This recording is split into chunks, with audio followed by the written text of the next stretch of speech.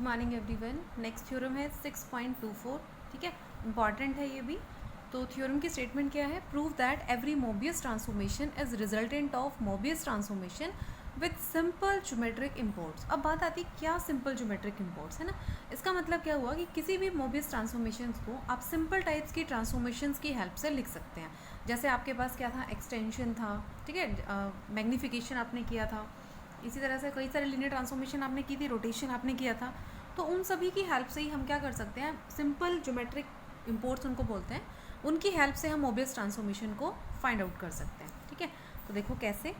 सबसे पहले मैंने प्रूफ में कैसे स्टार्ट किया, W equal to AZ plus B over CZ plus D type की मैंने एक मोबियस ट्रांसफॉर्मेशन की, से AD माइनस BC, ये आपको पता होता है, नॉट इक्वल टू 0 होता है। ठीक है, और एक और कंडीशन आपने लेनी है, C not equal to 0।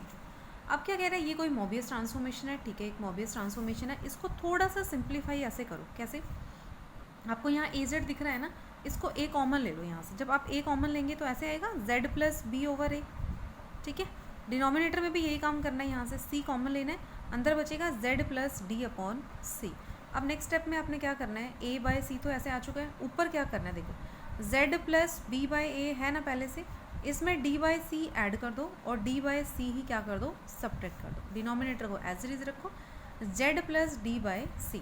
Now this is equal to A by C as it is. ऊपर देखना, ये Z प्लस, इसको एक साइड लिख लो ऐसे, Z plus D upon C, इसको तो एक क्वांटिटी मान लो, और दूसरा B by A minus D upon C, इसको एक क्वांटिटी ले लो, डिनोमिनेटर को as it is Z plus D upon C। ठीक है, अब इसको क्या करो, डिवाइड कर दो, तो क्या आएगा, A ओवर C। देन जब इसको डिवाइड करोगे यहाँ तो 1 आ जाएगा, प्लस यहाँ क्या आएगा, B by A minus D upon C, ठीक है, divided by Z plus D upon C। इतना समझ आ गया?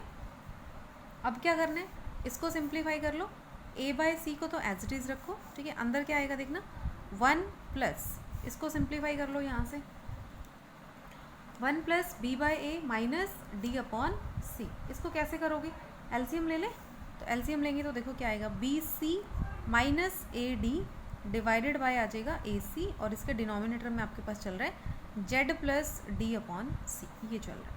ठीक, अब नेक्स्ट स्टेप में यहाँ देखो, A बाय C को अंदर ले जाओ, A बाय C प्लस यहाँ A बाय C, ऊपर क्या है, BC माइनस AD, नीचे क्या चल रहा है, AC, और इसके डिनोमिनेटर में क्या चल रहा है, Z plus D upon C, यही चल रहा है, Z plus D upon C।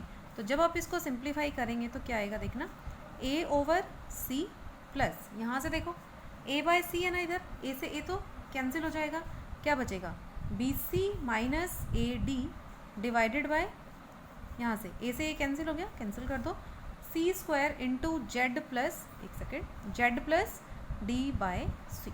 कितना हो गया? अब BC माइनस AD, नीचे C स्क्वायर आ गया, Z plus D over C। अब थोड़ा सा इसको और लिख दो, ऐसे करके थोड़ा सा सिंप्लीफाई करके लिख दो, BC minus AD constant quantity है ना, इसको तो एक साइड कर लो ऐसे, है ना, इसको लिख दो 1 over Z plus D upon C। ठीक, अब देखो ध्यान से, अब मैं क्या कह रही हूँ, नाउ पुट, अगर हम क्या करें, Z1 को क्या ले लें, Z1 equal to Z plus D upon C। ठीक है, तो यहाँ क्या बनेगा, ध्यान से देखना, A बाय C प्लस ये क्वांटिटी, और साथ में क्या आ जाएगा, 1 ओवर Z1। ठीक है, क्या आ जाएगा, 1 ओवर Z1। ऐसे ही फिर क्या कहते हैं, Z2 को आप क्या ले लो, Z2 को ले लो 1 ओवर Z1, Z2 को क्या ले लो, 1 ओवर Z1, Z1 ये था ना, Z1 ये था, तो 1 ओवर, मतलब इस पूरी क्वांटिटी का नाम क्या हो गया, Z2। तो कहते हैं कि फिर नेक्स्ट स्टेप में ऐसे ही जो Z3 है उसको क्या ले लो, BC minus AD divided bye जो ये C स्क्वायर है, और साथ में Z2, Z2 का मतलब क्या है, ये पूरी क्वांटिटी, इनटू में Z2 कर दो। ठीक है, ये Z3 ले लो। तो कह रहे हैं ऐसे करके हम W को कैसे लिख सकते हैं, A by C plus Z3। अब ध्यान दो, कैसे लिख सकते हैं, A बाय C, Z3 क्या लिखा आपने, ये पूरा, तो A by C as it is, इस पूरे को Z3 बोल दिया, तो ये हो गया A by C plus Z3। तो सिंपल, ये देखो, ये ज्योमेट्रिकल ट्रांसफॉर्मेशन ही तो है, ये चीज़ें जो आपने Z1 Z2 Z3 लिया, आपने एक लिया Z1 कैसे, Z plus D by C कर दिया, Z2 को क्या ले लिया, 1 बाय Z1, Z3 को क्या ले लिया, BC minus AD over C square into Z2, फिर W क्या आ गया 1a/c प्लस Z3। तो मीन्स इन्हीं की Z1 Z2 Z3 की हेल्प से हम लोग क्या बना सकते हैं, पूरा W बना सकते हैं, है ना।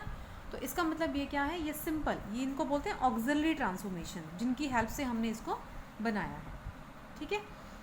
तो ये है किस टाइप की, से ऐसे लिख सकते हैं हम, W is equal to Z plus alpha type का, W क्या है Z प्लस अल्फ़ा टाइप का, या फिर हम लिख सकते हैं W इक्वल टू 1/Z हो गया है ना ऐसे, या फिर हम कैसे लिख सकते हैं W is equal to beta Z करके, W equal to beta Z, ठीक है। ये इस तरह से डिफरेंट आपने जो है ट्रांसफॉर्मेशंस बना दी,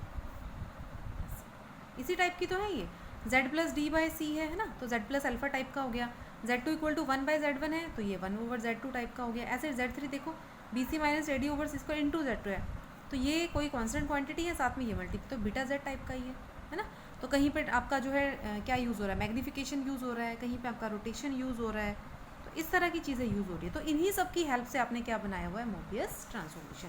तो ये रिजल्ट था कि एवरी मोबियस ट्रांसफॉर्मेशन रिजल्टेंट है सिंपल ज्योमेट्रिकल इंपॉर्टेंट। ज्योमेट्रिकल इंपॉर्ट्स का मतलब है सिंपल लीनियर ट्रांसफॉर्मेशंस की हेल्प से ही आप लोग क्या कर सकते हैं, अपनी मोबियस ट्रांसफॉर्मेशन बना सकते हैं, ठीक है। So this is all about this theorem 6.24 and 6.23। Next topic जब हम करेंगे तो हम क्रॉस रेशियो डिस्कस करेंगे।